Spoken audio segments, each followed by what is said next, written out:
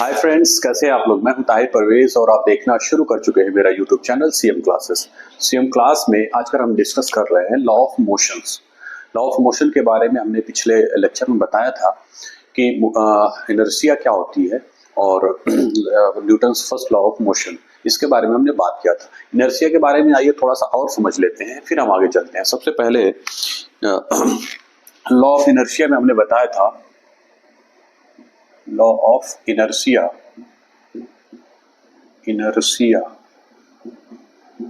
Law of inertia में ये बताया था, एक्चुअल में इनर्शिया का मतलब होता है रेजिस्टेंस टू चेंज, यानी कि बदलाव का विरोध करना। ठीक है, किसी भी चेंजिंग का विरोध करना, इसी को इनर्शिया कहते हैं, जो कि इस शब्द का अर्थ है। ठीक है, अब यहाँ पे हमने दो चीजें बताई थी। एक होता है स्टेट, दो स्टेट्स होती है। किसी भी पार्टिकल या किसी भी बॉडी की दो स्टेट्स हो सकती हैं, दो सिचुएशन हो सकती है। या तो बॉडी रेस्ट में हो, ठीक, या फिर यूनिफॉर्म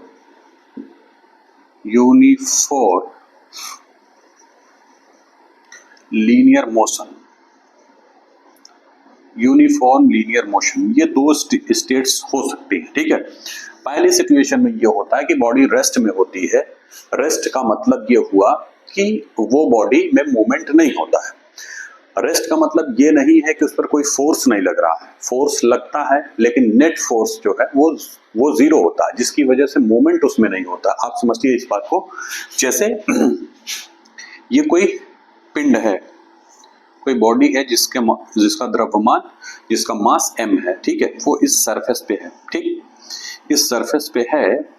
ऐसा नहीं है कि इस पे अगर फोर्स लग रहा है या फोर्स नहीं लग रहा है तभी ये रेस्ट में है। फोर्स ऐसा भी हो सकता है इस पर फोर्स लग रहा हो, उसके बाद भी ये रेस्ट में हो। आपको हमने बताया था कि जैसे कि एरिस्टोटल्स फेलोसी में बताया गया था कि किसी भी बॉडी को मूवमेंट में बनाए रखने के लिए क्या करना पड़ता है, उस पर लगातार बल लगाते रहना पड़ता है, जिसको कि बाद में गैलीलियो ने इस थियरी को नकार दिया था और इसको गलत साबित किया था और ये कहा था कि किसी भी पिंड को, किसी भी बॉडी को मूवमेंट में बनाए रखने के लिए किसी भी एक्सटर्नल फोर्स लगाने की आवश्यकता नहीं होती।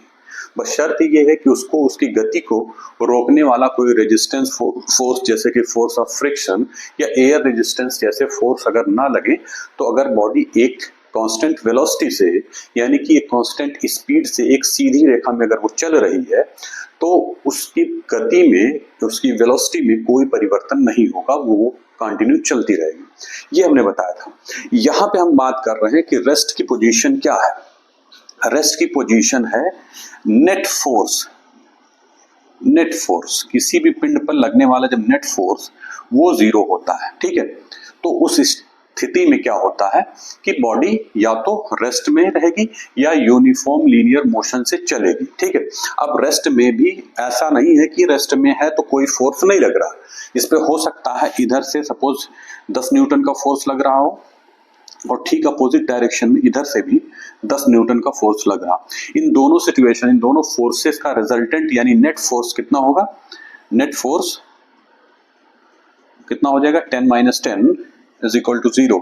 10 - 10 इसलिए क्योंकि डायरेक्शन अलग अलग है, तो एक दूसरे की डायरेक्शन अलग अलग होने की वजह से एक दूसरे को कैंसिल आउट कर देंगे और इस तरीके से नेट फोर्स इस पे 0 होगा, जिसकी वजह से ये मूवमेंट इसमें नहीं होगा। तो ये हम समझा रहे थे कि दो स्थितियां हैं, या तो वो रेस्ट में हो या फिर वो यूनिफॉर्म लीनियर मोशन में हो। ठीक है, यूनिफॉर्म लीनियर मोशन में भी क्या होता है, नेट फोर्स जो होता है वो 0 होता है। ठीक, सपोज किसी एक बल लगा करके उसको छोड़ दिया गया, वो 5 मीटर पर सेकंड की स्पीड से अगर वो बॉडी चल रही है, ठीक है, अगर उस पर फ्रिक्शनल फोर्स या एयर रेजिस्टेंस का फोर्स 0 है, ये दोनों फोर्सेस, तो उस कंडीशन में अगर उसकी गति को रोकने वाले कोई फोर्स नहीं है, तो वो 5 मीटर पर सेकंड की स्पीड से, वेलोसिटी से कंटिन्यू एक ही डायरेक्शन में, जिस डायरेक्शन में स्टार्टिंग से वो चलना शुरू की थी, उसी में वो चलती रहेगी और रिजल्टेंट फोर्स जो होगा वो 0 होगा। या तो अगर जैसे सपोज इधर से हमने 10 न्यूटन का फोर्स लगाया, ठीक, और अपोजिट साइड से 5 न्यूटन का फ्रिक्शन सपोज अगर लग रहा है, तो यानी कि 5 न्यूटन का फोर्स उस पर कंटिन्यूली लगेगा और वो बॉडी इसी स्पीड से वो चलती रहेगी, ठीक है। तो रिजल्टेंट फोर्स जो है, अगर 5 न्यूटन का फोर्स लगेगा तो फिर एक्सेलरेशन हो जाएगा, ठीक है। एक्सेलरेशन हो जाएगा तो यूनिफॉर्म लीनियर मोशन की स्थिति नहीं रह जाएगी, ठीक है। तो बहरहाल यहाँ पे 2 स्थितियां हैं जिसमें क्या होता है, नेट फोर्स यानी कि एफ नेट वो क्या होता है, 0 होता है। जब एफ नेट 0 है यानी कि नेट फोर्स उस पर एक्टिव काम करने वाला नेट फोर्स वो 0 है, तो उस स्थिति में क्या होगा, एक्सेलरेशन 0 होगा, ठीक, एक्सेलरेशन 0 हो गया, ठीक। तो लॉ ऑफ इनर्शिया में ये है कि अगर कोई बॉडी रेस्ट में है तो वो रेस्ट में ही रहना चाहेगी, ठीक। और अगर यूनिफॉर्म लीनियर मोशन से एक्टिव है यानी कांस्टेंट वेलोसिटी से गति कर रही है, तो वो करती रहेगी जब तक कि उस पर कोई बाहरी बल लगा न दिया जाए उसकी गति में परिवर्तन के लिए, या अगर वो रुकी है तो उसको चलाने के लिए। जब तक कि एक्सटर्नल फोर्स नहीं लगाया जाएगा तब तक वो मूवमेंट नहीं करेगी।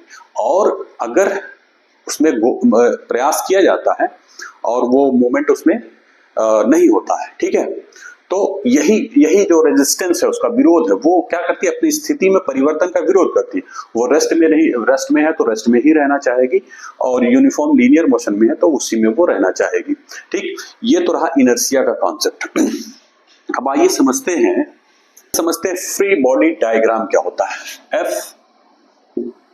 FBD, जिसको कहते हैं फ्री बॉडी डायग्राम।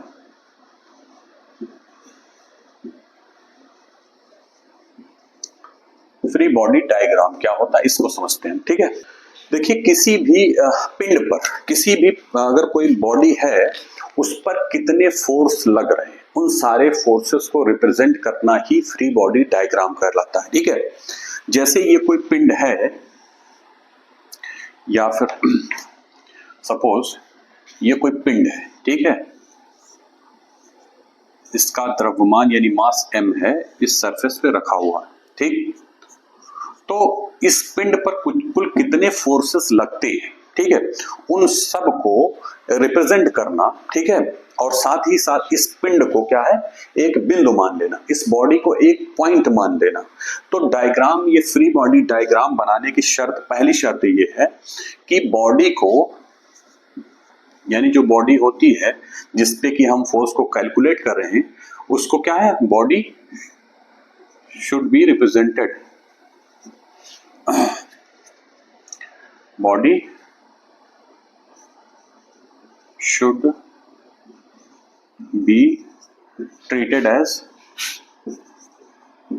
point, यानी इसको पॉइंट हम मान करके चल रहे हैं कि ये पूरी बॉडी को हम ये मान के चल रहे हैं कि ये बॉडी एक पॉइंट की शक्ल में है, ठीक है। अब इसी पॉइंट पर कितने फोर्स एक्टिव है, कितने फोर्स लग रहे हैं, इसी को रिप्रेजेंट करना ही फ्री बॉडी डायग्राम है, ठीक है। अब यहाँ पे आप देखिए, मास का कोई बॉडी रखी हुई है, तो इस बॉडी पे कितने फोर्स लग रहे हैं। तो एक तो इसका द्रव्यमान m, ठीक, तो द्रव्यमान किस mg, ये होता है weight is equal to mg होता है। तो एक फोर्स नीचे की तरफ, और एक ये तल जो है जिसपे वो रखा हुआ वो सरफेस इस बॉडी को के ऊपर लगाता ऊपर की तरफ, ठीक है। नॉर्मल रिएक्शन जिसको बोलते हैं, नॉर्मल रिएक्शन, ठीक है। तो 2 फोर्सेस हो गए, ठीक। अब इसको हम अगर फ्री बॉडी डायग्राम इसका बनाए, तो ये सबसे पहले बॉडी को हमने क्या किया, एक पिंड की शेप में, एक पॉइंट की शेप में इसको रिप्रेजेंट किया। इस पे 2 फोर्सेस हैं, एक नीचे की तरफ mg और एक ऊपर की तरफ नॉर्मल रिएक्शन, ठीक है। तो ये हो गया इसका free body diagram, free body diagram, ठीक है। ये होता है फ्री बॉडी डायग्राम। किसी भी पिंड को हम ट्रीट करते हैं कि उस पे कौन कौन से फोर्सेस लग रहे हैं, ठीक है। आइए एक एग्जांपल और लेते हैं। जैसे एक इंक्लाइंड सरफेस है, सपोज एक इंक्लाइंड सरफेस है और इस पर कोई पिंड रखा हुआ है, ठीक है, m रखा हुआ है, ठीक। इस पे कौन कौन से फोर्सेस, एक फोर्स इसका लगेगा ग्रेविटेशनल फोर्स, ग्रेविटेशनल फोर्स के कारण जो इसका द्रव्यमान होगा उसी के बराबर यानी mg के बराबर इसका वेट होगा, वो स्टेट एकदम नीचे की तरफ लगेगा, ठीक। और दूसरा जो है इसी पिंड का, इस पिंड पर, इस बॉडी पर, इस सरफेस का जो है नॉर्मल रिएक्शन, तो नॉर्मल रिएक्शन ऐसे लगता है, ठीक है। सरफेस के हमेशा वो परपेंडिकुलर होता है, जिस सरफेस पर सपोज ये सरफेस है तो इस पर नॉर्मल रिएक्शन हमेशा क्या है, ऊपर की तरफ लगेगा, उस पर परपेंडिकुलर शेप में, ठीक है। तो ये हो गया नॉर्मल रिएक्शन।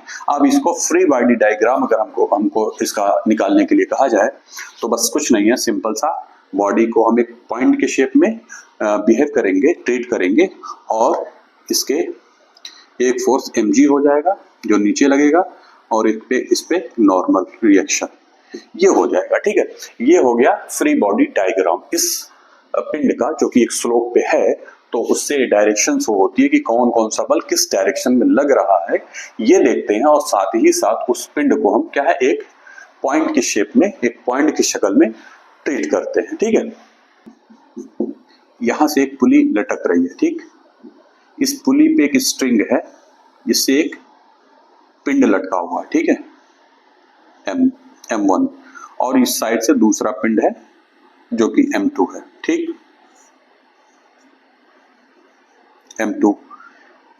ये दो पिंड हो गए, ठीक है। बॉडी पे ये दो पिंड है। अब यहां पे हम पुली को मानते हैं फ्रिक्शनलेस पुली, ठीक। और पुली का वेट भी हम 0 मानते हैं, मासलेस इसको, ठीक है, मासलेस। तो पुली से हमको सिर्फ ये है कि पुली पे एक स्ट्रिंग लगी हुई है जिससे दो पिंड लटके हुए हैं। पुली का ना तो अपना कोई वेट है और ना ही उसका कोई फ्रिक्शन है जो रस्सी को टर्न होने में कोई रुकावट पैदा करे, ठीक है। तो इस केस में M1 पिंड का अगर हमको ये कहा जाए कि M1 पिंड का आप फ्री बॉडी डायग्राम निकालिए, तो उस केस में देखिए M पे कौन कौन से फोर्स लगेंगे। एक तो इसका मास नीचे की तरफ mg, M1g, ठीक। और इस पर साथ ही साथ जितना ये नीचे की तरफ खींचे, चूंकि इस स्थिर अवस्था में है, तो जितना नीचे की तरफ फोर्स लगेगा उतना ही इस स्ट्रिंग में ऊपर की तरफ ये टेंशन फोर्स लगता है, ठीक है, T। सपोज वो T है, तो T जो है वो mg को, M1g को बैलेंस करेगा, ठीक है। अब चूंकि ये रस्सी पूरी एक ही रस्सी है, तो सेम स्ट्रिंग के केस में जो टेंशन होता है वो सेम होता है, ठीक है। अगर स्ट्रिंग सेम है तो उसमें टेंशन सेम होगा, अलग अलग स्ट्रिंग है तो टेंशन अलग अलग होगा, ठीक है। ये स्ट्रिंग पर डिपेंड करता है। टेंशन भी एक प्रकार का फोर्स है, बल है, ठीक है। तो यहाँ पे अगर हम M1 का अगर हम निकालें, M1 का फ्री बॉडी डायग्राम, तो यहाँ पे ये नीचे M1g हो जाएगा और ऊपर की तरफ T, ठीक है। और इस M1 को हम एक पॉइंट की शेप में ट्रीट करेंगे, ठीक है। इसी तरीके से अच्छा, इसकी डायरेक्शन क्या होती है, जो टेंशन की डायरेक्शन होती है वो हमेशा जिस पिंड पर से बंधी होती है रस्सी, उससे दूर की तरफ होती है, ठीक है, उससे दूर की तरफ। तो इसमें टेंशन T, और यहाँ पे भी टेंशन T ही होगा, लेकिन यहाँ भी ऊपर की तरफ होगा, ठीक, यानी कि ये हो गया आपका T, ठीक। इसी तरीके से इसका अगर हमको निकालना हो तो ये हो जाएगा T और ये हो जाएगा M2g, ठीक है। तो फ्री बॉडी डायग्राम इस तरीके से निकाला जाता है, ठीक है। देखिए Newton's first law of motion में ये हुआ था कि अगर कोई बॉडी रेस्ट में है तो रेस्ट में ही रहेगी। अगर यूनिफॉर्म लीनियर मोशन से यानी कांस्टेंट वेलोसिटी से मूव कर रही है तो मूव करती रहेगी जब तक कि उस पर कोई बाहरी बल ना लगाया जाए, ठीक है। वहां पे नेट फोर्स जो होता था, net acting force on the body, वो 0 होता। यहाँ पे क्या है, कहानी थोड़ा सा उससे डिफर है।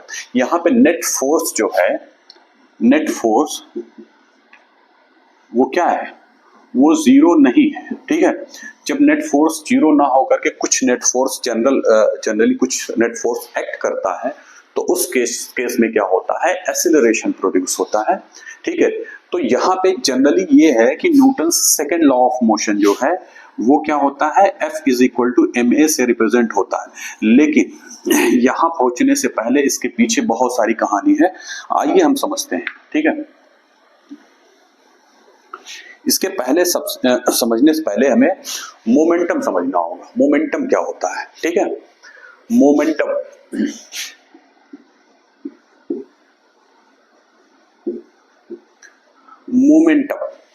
देखिए, मोमेंटम जो होता है वो किसी भी बॉडी का मास और वेलोसिटी, अगर एक वेलोसिटी से मूव कर रही है वो बॉडी, तो उसके मास और वेलोसिटी का मल्टीप्लिकेशन जो होता है वही होता है हमारा मोमेंटम।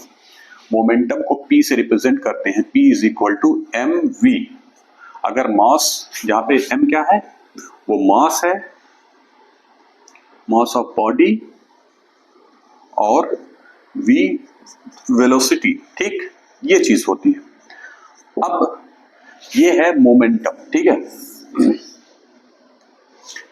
चूंकि वेलोसिटी जो है वो एक हमारी वेक्टर क्वांटिटी है, तो यहाँ पे P जो है वो भी, यानी कि मोमेंटम क्या है, वेक्टर क्वांटिटी है। ये भी एक वेक्टर क्वांटिटी है। मोमेंटम जो होता है वो एक वेक्टर क्वांटिटी है। अब आइए कुछ एग्जांपल से हम समझते हैं मोमेंटम, एक्चुअल में मोमेंटम क्या होता है। ठीक है, देखिए सबसे पहले हम एक एग्जांपल लेते हैं। एक हैवी ट्रक है, ठीक है, एक हैवी ट्रक है और एक लाइट कार है, मतलब हल्के वजन की एक कार है और एक हैवी ट्रक है। ठीक है, हैवी ट्रक है और एक लाइट कार है। ठीक है, एक छोटी हल्की सी कार है। ठीक, दोनों की स्थितियां ये है कि दोनों अगर खड़ी है, ठीक है, अगर एक जगह पे ये हैवी ट्रक खड़ा है और एक हल्की कार खड़ी हुई है। ठीक है, अब इन दोनों को अगर हमको गति देना है, स्पीड देना है, ठीक है, या इसको धक्का लगा करके आगे बढ़ाना है, तो आप एक कॉमन सा सेंस ये है कि इस ट्रक को स्टार्ट करने के लिए, चलाने के लिए, मूवमेंट में लाने के लिए, मोशन में लाने के लिए क्या करना पड़ेगा, ज्यादा फोर्स, ठीक है, हैवी फोर्स लगाना पड़ेगा। ठीक है, और इसको मूवमेंट में लाने के लिए थोड़ा सा लाइट फोर्स या हल्का फोर्स कह सकते हैं, यानी कि यहाँ पे कम बल लगाना पड़ेगा इसको मूवमेंट, मोशन में लाने के लिए, और इसको क्या करना पड़ेगा, इसको यहाँ पे हमें ज्यादा फोर्स लगाना पड़ेगा। इसी तरीके से एक एग्जांपल और लेते हैं, जैसे कि दो पिंड है। ठीक है, दो पिंड है, एक बड़ा पिंड है, मान लिया इसका द्रव्यमान यानी मास कैपिटल M है, और एक छोटा पिंड है। ठीक है, इसका स्मॉल m है। दोनों को ऊपर की तरफ फेंका जाता है और फिर वो नीचे की तरफ आता है। ठीक है, नीचे की तरफ आता है तो आप देखते होंगे कि जो हैवी पिंड है उसको रोकने के लिए क्या करना पड़ता है, हमको ज्यादा फोर्स लगाने पड़ती है उसको रोकने के लिए।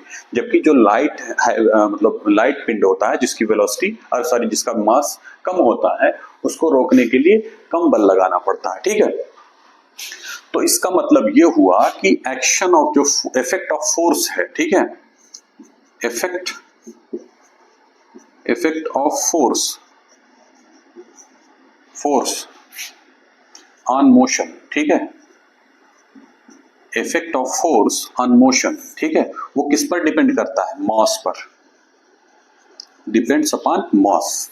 आप ये चीज देख रहे होंगे कि जो अभी पिछले वाले एग्जांपल में हमने समझा कि जैसे ट्रक को चलाने के लिए ज्यादा फोर्स की आवश्यकता है, तो मतलब एक तरीके से देखा जाए ट्रक का फोर्स जो है वो ट्रक के मास पर डिपेंड हो गया। ठीक, इसी तरीके से यहाँ पे दो है, एक हैवी पिंड और एक लाइट, ठीक है, लाइट वेट का।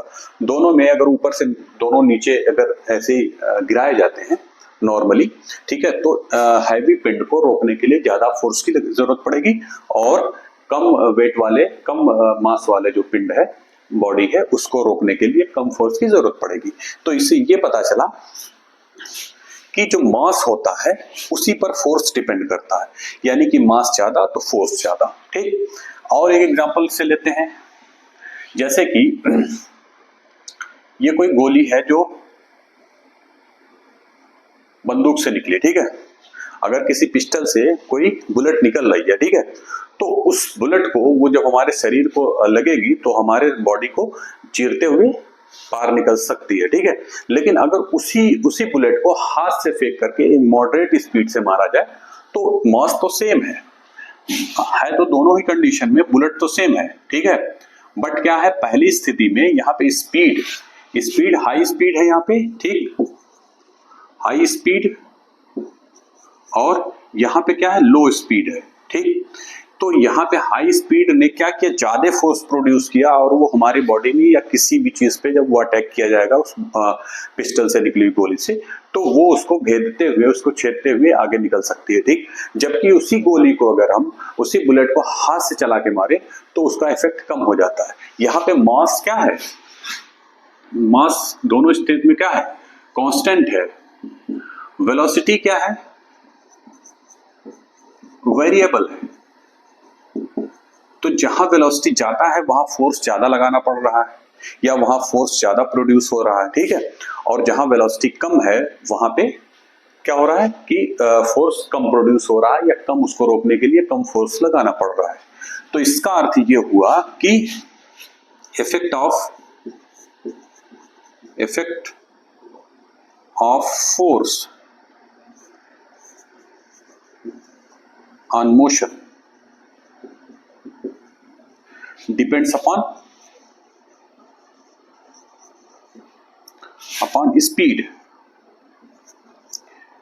स्पीड या वेलोसिटी कह लीजिए, वेलोसिटी, ठीक है। तो दो चीजें आ गई निकल करके कि जो भी फोर्स होगा वो मास पर भी डिपेंड करेगा और वो वेलोसिटी पर भी डिपेंड करेगा, ठीक है। तो कहने का अर्थ ये हुआ, और मास इंटू वेलोसिटी का क्या होगा, यही मास इंटू वेलोसिटी जो है, यही क्या होता है, product of mass and velocity, ये है हमारा पी का मतलब मोमेंटम, ठीक है। तो फोर्स जो प्रोड्यूस होगा या फोर्स जो उसको रोकने के लिए लगाना पड़ेगा, वो फोर्स किस पर डिपेंड करेगा, मास और वेलोसिटी दोनों के प्रोडक्ट पर डिपेंड करेगा। हमने दोनों का अलग अलग एग्जांपल लेकर के आपको स्पष्ट कर, इससे ये पता चला कि अगर इस मोमेंटम में चेंज लाना है, ठीक है, ज्यादा चेंज लाना है तो ज्यादा फोर्स की आवश्यकता पड़ेगी, और कम चेंज लाना है अगर मोमेंटम में, मतलब कि जैसे जो अभी हमने बताया फोर्स पर ही डिपेंड है ये दोनों क्वांटिटीज। तो अगर इसमें चेंजिंग लानी है, ठीक है, यानी वेलोसिटीज की सपोज v से बढ़ा करके v1 करनी है, ठीक है, तो ज्यादा फोर्स की जरूरत पड़ेगी। या अगर वेलोसिटी में डिफरेंस ज्यादा लाना है तो फोर्स ज्यादा लगानी पड़ेगी, कम डिफरेंस लाना है तो कम लगानी पड़ेगी, ठीक है। तो कहने का अर्थ ये है कि फोर्स जो डिपेंड करेगा वो rate of change of momentum, ठीक है। ये चीज आ जाती है कि इस मोमेंटम में जो चेंज होता होगा विद रिस्पेक्ट टू टाइम, उसी पर ये फोर्स डिपेंड करेगा। यानी P is directly proportional to delta P upon delta T। Change in, ये क्या है, change in momentum with respect to time, समय के साथ मोमेंटम में जो चेंज होता है इसी के डायरेक्टली प्रोपोर्शनल क्या होता है, फोर्स होता है, ठीक। इसको अगर हम लैंग्वेज में लिखना चाहें तो हम लिख सकते हैं the rate of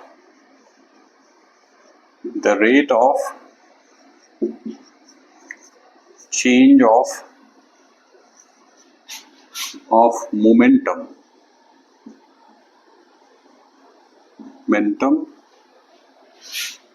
with respect to time is directly proportional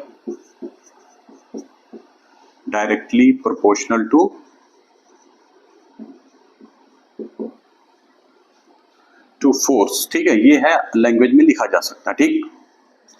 अब यहां पे हम इसी को हम क्या लिख सकते हैं, यानी कि F, अभी हमने लिखा F is directly proportional to delta P upon delta T, ठीक। यहां तक कोई दिक्कत नहीं। जब प्रोपोर्शनलिटी सिंबल हटता है तो कोई कांस्टेंट लगता है, F is equal to K delta P upon delta T, ठीक। ये चीज हो गया। K को हम सिंपलिसिटी के लिए K इज इक्वल टू 1 लेते हैं, तो हो जाएगा F is equal to delta P upon delta T, ठीक। यहां तक कोई दिक्कत नहीं। आगे आइए समझते हैं अगर delta T tends to zero हो, delta T tends to zero यानी कि बहुत शार्ट ड्यूरेशन के लिए चेंज इन मोमेंटम लिया जाए तो उस केस में क्या हो जाएगा, F is equal to D DP upon D T. यहां तक कोई दिक्कत नहीं, F is equal to DP upon D T. यहां से पी की वैल्यू जो होती है एम वी, ठीक, M V upon D T, ठीक है, ये है। अब यहां पे आप एक चीज देखिए, यहां पे अगर हम निकालेंगे तो ये हो जाएगा, अगर हम एफ एम को कांस्टेंट मान ले कि कोई पिंड अगर है M is equal to constant, अगर उसको मान ले उसका द्रव्यमान यानी उसका मास जो है वो कांस्टेंट हो, तो कांस्टेंट बाहर आ जाएगा M D V upon D T, ये हो जाएगा। और यहां से आप निकालेंगे F is equal to M और D V upon D T यानी एक्सीलरेशन, तो मास इनटू एक्सीलरेशन, ये है Newton second law of motion. But ये क्या है, F is equal to M A हमेशा सही नहीं है, ये एक स्पेशल कंडीशन है। स्पेशल कंडीशन इसलिए है कि बॉडी का किसी भी पिंड का जो मास होता है वो कांस्टेंट नहीं होता। अगर वो वेलोसिटी, अगर कुछ वेलोसिटी से मूव कर रही है तो हमेशा हमेशा अगर स्थिर है तो स्थिर के रिस्पेक्ट में मूवमेंट की सिचुएशन में क्या है कि उसका हमेशा लगता है कि उसका वेट ज्यादा हो गया। जैसे कि आप कॉमन सेंस लगाएं, यदि किसी पत्थर से किसी को खींच के पूरी स्पीड से मारा जाए तो उससे चोट ज्यादा लगेगी, अगर हल्की स्पीड से मारा जाए तो ज्यादा चोट नहीं लगेगी, मतलब कि वहां पे कम फोर्स प्रोड्यूस होगा, और जब स्पीड ज्यादा रहेगी तो ज्यादा फोर्स प्रोड्यूस होगा, उसका मास ज्यादा फील होगा, ठीक है। तो इसीलिए m जो है m अगर कांस्टेंट है उस केस में ये अप्लाई होगा, f is equal to M A, ठीक। लेकिन अगर f जो है कांस्टेंट नहीं है, ठीक है, तो उस केस में क्या होगा, यानी कि दोनों वेरिएबल हैं, ये भी वेरिएबल ये भी वेरिएबल, तो उस केस में डिफरेंशिएशन आपने पढ़ा होगा d अपॉन डी टी, इसको हम क्या करेंगे एम वी को, इसके डिफरेंशिएशन करने के लिए क्या करना पड़ेगा, f is equal to D, पहले में हम m को कांस्टेंट मानते हैं D V upon D T, और फिर दूसरे केस में क्या है v को कांस्टेंट मानकर D M upon D T, ठीक है। तो एक्चुअल में जो सही फार्मूला है second Newton second law of motion का, वो यही फार्मूला है M D V upon D T plus V D M upon D T, ठीक है। अब इसी फार्मूले से अगर हम चाहें तो इसको निकाल सकते हैं, कब, जब m is equal to constant होगा तो इसका डिफरेंशिएशन क्या होगा, इसका डिफरेंशिएशन, कांस्टेंट का डिफरेंशिएशन क्या हो जाता है, वो टाइम के रिस्पेक्ट में, तो ये जीरो हो जाएगा, ये पूरा टर्म जीरो हो जाएगा। तो f is equal to M D V upon D T, और यहां से m D V upon D T is equal to A, तो ये निकल जाएगा एक स्पेशल कंडीशन।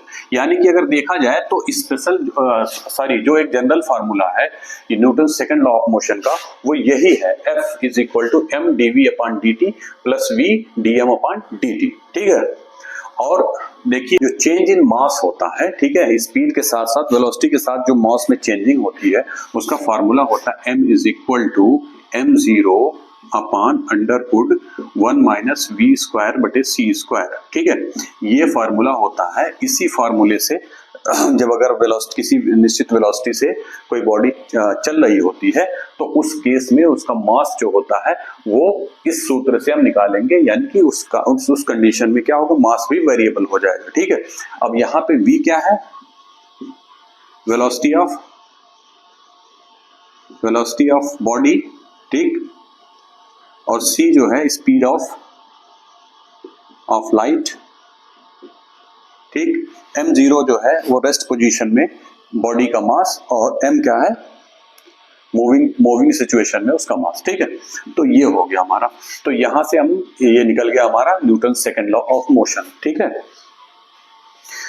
अब यहाँ पे एक चीज और देखने वाली है कि यहीं से, ठीक है, यहीं से अगर हम देखें तो इसमें इसी इक्वेशन में Newton's first law of motion भी छुपा हुआ है, ठीक है। अगर एक्सीलरेशन, जैसे अगर इसकी कांस्टेंट मास के लिए कांस्टेंट मास की सिचुएशन में लिया जाए तो F is equal to M A होता है, ठीक है। अब यहाँ पे अगर फोर्स जीरो है, ठीक है, तो एक्सेलरेशन भी जीरो हो जाएगा। ठीक, यानी कि अगर net external force zero then acceleration is zero, means that body या तो रेस्ट में होगी या तो कांस्टेंट वेलोसिटी से चल रही होगी। तो इसी इक्वेशन से जो F is equal to ma से हम न्यूटन के फर्स्ट लॉ को भी डिराइव कर सकते हैं कि अगर नेट एक्टिंग फोर्स किसी भी बॉडी पर जीरो है तो उस केस में एक्सेलरेशन जीरो होगा। एक्सेलरेशन जीरो होने का मतलब वेलोसिटी कांस्टेंट वेलोसिटी से वो चलेगा, और कांस्टेंट वेलोसिटी से जब चलेगा तो वो या तो इस पोजीशन में होगा कि कांस्टेंट वेलोसिटी में चलेगा तो उसकी वेलोसिटी में कोई चेंजिंग नहीं आएगी और यूनिफॉर्म लीनियर मोशन में होगा। ठीक, या तो अगर वो रेस्ट की कंडीशन में होगा तब भी एक्सेलरेशन जीरो होगा, और एक्सेलरेशन जीरो का मतलब नेट एक्टिंग फोर्स जीरो। तो ये कहीं ना कहीं जो Newton second law of motion है उसने अपने अंदर Newton first law of motion को भी छुपा के रखा हुआ है। ठीक है, तो यहां से हम इस चीज को भी समझ लेते हैं। दूसरी चीज ये है कि ये जो लॉ है वो वेक्टर लॉ है। ठीक है, F is equal to ma जो है वो वेक्टर लॉ है। ठीक, वेक्टर लॉ का मतलब ये हो गया कि जैसे इसको हम रिप्रेजेंट करते सकते हैं Fx is equal to max। ठीक, इसी तरीके से Fy is equal to may, Fz is equal टूraz। ठीक है, इस तरीके से भी रिप्रेजेंट कर सकते हैं, या फिर आप उस फॉर्म में लिखना चाहें m और dvx बटे dt। ठीक, इसको लिख सकते हैं m dvy बटे dt। ठीक, और इसको लिख सकते हैं m dvz बटे dt। तो ये चीजें हैं, मतलब कि इसको वेक्टर के फॉर्म में रिप्रेजेंट किया जा सकता है इस लॉ को। और कोई फोर्स अगर कोई जरूरी नहीं है कि जिस डायरेक्शन में एक्सेलरेशन हो रहा हो उसी डायरेक्शन में उसी पैरेलल में फोर्स लग रहा हो, कोई और डायरेक्शन में या किसी एंगल को बनाते हुए फोर्स जब लगता है तो इनकी आवश्यकता पड़ती है। इसको हम इस तरीके से ब्रेक कर देते हैं। तो ये था हमारा Newton second law of motion, और आज का लेक्चर ये यही समाप्त होता है। अगर वीडियो में कुछ कमी हो तो उसको कमेंट करके बताएं। साथ ही साथ हमारे चैनल को सब्सक्राइब करें, वीडियो को ज्यादा से ज्यादा शेयर करें और साथ ही साथ लाइक करें। धन्यवाद।